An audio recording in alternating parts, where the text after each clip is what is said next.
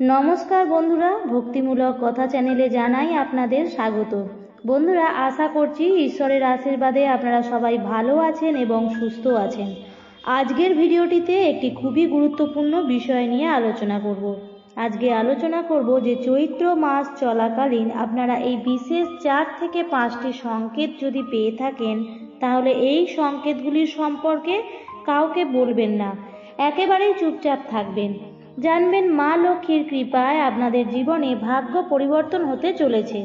আপনারা ভবিষ্যতে প্রচুর টাকার মালিক হতে চলেছেন।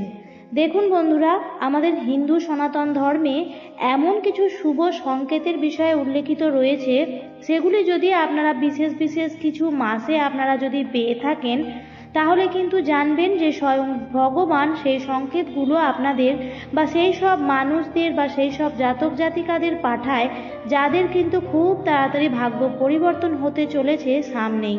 তারা কিন্তু অত্যন্ত সৌভাগ্যের অধিকারী। তার কারণেই এই সংকেতগুলো কিন্তু প্রকৃতির মাধ্যমে বা ঈশ্বরের মাধ্যমে তারা কিন্তু পেয়ে থাকে। তাই অবশ্যই ভিডিওটি সম্পূর্ণ শেষ পর্যন্ত দেখুন, আর সম্পূর্ণ দেখার পর যদি ভালো লাগে তাহলে ভিডিওটিতে অবশ্যই একটি লাইক করে দেবেন এবং পারলে আপনার নিকট আত্মীয় স্বজন বন্ধুবান্ধবদের মধ্যেও শেয়ার করে দেবেন, যাতে সবাই এই ভিডিওটি দেখে কিছুটা হলেও উপকৃত হতে পারে। এবং কমেন্টসে অবশ্যই লিখবেন জয় মা লক্ষ্মীর জয়। যদি এই চৈত্র মাস চলাকালীন এই সংকেতগুলো পেয়ে থাকেন, তাহলে আপনি নিজেকে অত্যন্ত সৌভাগ্যশালী মনে করবেন। দেখুন, অনেকেই কিন্তু জানেন না যে ভালো কিছু হওয়ার আগে স্বয়ং পরমেশ্বর ভগবান কিন্তু প্রত্যেক মানুষকেই কিছু না কিছু সংকেত দিয়ে পাঠায়।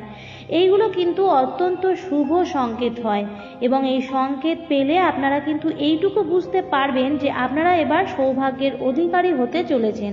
আর্থিক উন্নতি আপনাদের আসবে এবং পারিবারিক সম্পর্কের মধ্যেও অত্যন্ত সুমধুর সম্পর্ক হয়ে উঠবে। বন্ধুরা, আমরা রাত্রে ঘুমাবার সময় আমরা প্রত্যেকেই কিছু না কিছু স্বপ্ন দেখে থাকি। তবে এটাও বাস্তব যে সব স্বপ্নের আবার কোনো অর্থ হয় না, কিন্তু এমন কিছু স্বপ্ন রয়েছে যেগুলো কিন্তু অর্থ যদি আপনারা জানতে পারেন, তাহলে লাভবান কিন্তু আপনারাই হবেন। তার কারণ শাস্ত্র অনুসারে স্বপ্নগুলি অত্যন্ত শুভ স্বপ্ন। আবার এমন অনেকেই আছেন যারা কিন্তু এই স্বপ্নগুলোকে মানেন না, তারা এসব কুসংস্কার বলে উড়িয়ে দেন। তারা কিন্তু কখনোই পুরোটা লাভবান হতে পারেন না। যারা এই সংকেতগুলোর আক্ষরিক অর্থ পর্যবেক্ষণ করতে পারেন, তারাই কিন্তু জীবনের খুব সহজে খুব তাড়াতাড়ি আর্থিক উন্নতি করতে পারেন। আপনারা যদি এই চৈত্র মাস চলাকালীন রাত্রিবেলায় ঘুমন্ত অবস্থায় স্বপ্নে যদি দেখতে পান আপনার গৃহে কোনো পাখি এসে বাচ্চা দিয়ে গেছে, বা কোনো বাসা বাঁধছে কোনো পাখি, বা এই চৈত্র মাস চলাকালীন যদি আপনাদের ঘরে প্রায়শই পাখিদের আনাগোনা অত্যন্ত পরিমাণে বেড়ে যায়, তাহলে বুঝবেন কোনো না কোনো ইতিবাচক ইঙ্গিত আপনাদের জীবনে বহন করে নিয়ে আসছে। কারণ শাস্ত্র অনুসারে এরকম ইঙ্গিত পাওয়া মানে স্বয়ং মা লক্ষ্মীর আগমনকে গৃহে উপস্থিত বা ইঙ্গিত করা হয়। শাস্ত্র মতে এমনটা মনে করা হয়, বাড়িতে যদি আপনাদের পাখি বাসা তৈরি করে তাহলে কিন্তু এটি সৌভাগ্যের প্রতীক, এবং সেই সকল বাড়িতে কোনো প্রকার নেগেটিভ এনার্জি থাকে না, যার কারণে গৃহে মা লক্ষ্মীর আগমন ঘটে এবং সেই গৃহে অশান্তি বা ঝামেলা বা আপদ বিপদ রোগ জ্বালা এসব থাকে না। এর ফলে জীবনে অর্থনৈতিক উন্নতিও হয়। বন্ধুরা, এই চৈত্র মাস চলাকালীন যদি কখনো দেখেন যে আপনাদের গৃহে বা বাস্তুচক্রের মধ্যে সাদা পেঁচা হঠাৎ করে এসে বসে, তাহলে আপনাদেরকে বুঝতে হবে স্বয়ং মা লক্ষ্মী আপনাদের গৃহে আগমন ঘটেছে। কারণ আমরা প্রত্যেকেই জানি যে পেঁচা হলো মা লক্ষ্মীর বাহন। বিশেষ করে সাদা পেঁচাকে বলা হয় লক্ষ্মী পেঁচা। সুতরাং এরূপ ঘটনা যদি আপনাদের সঙ্গে ঘটে, তাহলে শীঘ্রই আপনারা কিন্তু জীবনে বিরাট কিছু পেতে চলেছেন, আর্থিক উন্নতি করতে চলেছেন, বা টাকা পয়সা সংক্রান্ত সমস্যাগুলো আপনাদের জীবন থেকে শেষ হতে চলেছে। অর্থাৎ আপনারা কোনো না কোনো দিক দিয়ে কোনো না কোনোভাবেই অর্থ পেতে চলেছেন।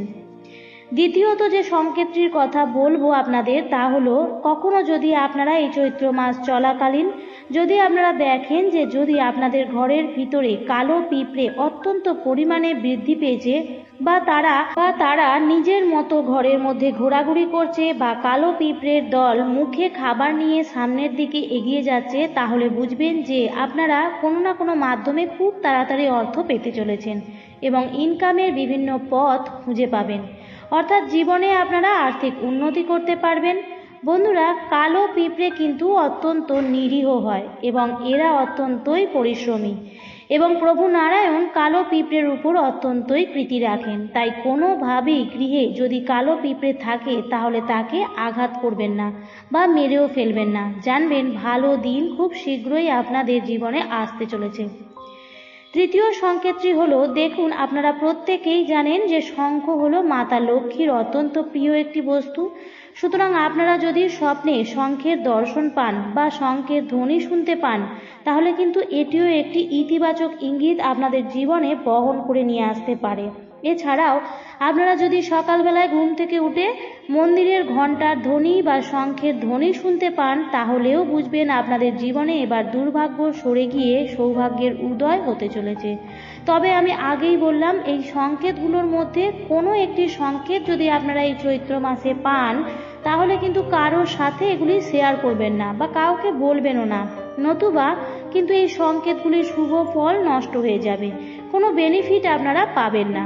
যতটা পারবেন নিজের গোপনের মধ্যে রাখবেন এই সংকেতগুলো। বন্ধুরা, এই চৈত্র মাস চলাকালীন স্বপ্নের মধ্যে যদি আপনারা শঙ্খের ধ্বনি শুনতে পেয়ে থাকেন বা দেখে থাকেন, তাহলে জানবেন শীঘ্রই আপনাদের জীবনে আর্থিক উন্নতি হতে চলেছে এবং ছোট বড় অনেক সমস্যা থেকেই আপনারা কিন্তু রেহাই পাবেন। এরপর সর্বশেষ যে সংকেতটির কথা বলবো তা হলো, দেখুন এই চৈত্র মাসেই চড়ক পুজো হয়, শিব ঠাকুরের নীলের পুজো হয় এবং এই চৈত্র মাসটিকে শিব ঠাকুরের অত্যন্তই পছন্দ করেন। বাবা ভোলানাথের অত্যন্ত প্রিয় মাস এই চৈত্র মাস। তাই যদি আপনারা এই চৈত্র মাস চলাকালীন বাবা ভোলানাথের স্বপ্ন দেখতে পান বা কোনো শিব মন্দিরে গিয়ে বসে আছেন বা কোনো শিব মন্দিরে যাচ্ছেন পুজো দিতে, তাহলে বুঝবেন যে স্বয়ং দেবাদিদেব মহাদেব আপনার ওপর প্রচণ্ডই খুশি হয়েছেন এবং এরূপ স্বপ্ন লাখে একজন দেখে। যদি আপনারা দেখেন যে চৈত্র মাস চলাকালীন শিব ঠাকুর বা শিব ঠাকুরের পুজো করছেন বা কোনো না কোনোভাবে যদি শিব ঠাকুরের দর্শন আপনারা পেয়ে থাকেন, তাহলে কখনোই কিন্তু কাউকে বলবেন না, কারণ এটি কিন্তু খুব ভালো একটি স্বপ্ন। এটিকে যতটা পারবেন চেষ্টা করবেন গোপনে রাখার।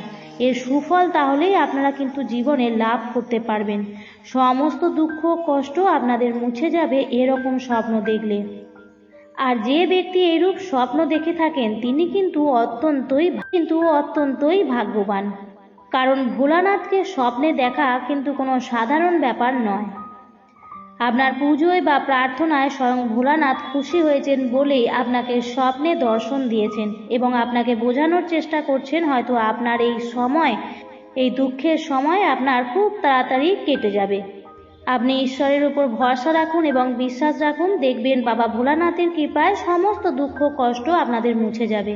তাই এই যে কয়েকটি সংকেতের কথা আপনাদের জানালাম, সেই সংকেতগুলি কিন্তু আপনারা কাউকেই জানাবেন না। আমি আবারও বলছি, এই স্বপ্নগুলির কথা আপনারা যদি কাউকে জানান, এমনকি আপনারা যদি আপনাদের নিজের ঘরের লোককেও যদি জানান, তাহলেও কিন্তু এই স্বপ্নের সুফল থেকে আপনারা বঞ্চিত হবেন। তাই যতটা পারবেন চেষ্টা করবেন সম্পূর্ণভাবে গোপনে রাখার। আমার আজকের ভিডিওটি এই পর্যন্তই। ভিডিওটি দেখে যদি ভালো লাগে তাহলে অবশ্যই চ্যানেলটিকে সাবস্ক্রাইব করে আমার পাশে থাকবেন আর অবশ্যই ভিডিওটি ভালো লাগলে একটি লাইক করবেন। ভিডিওটি দেখার জন্য অসংখ্য ধন্যবাদ।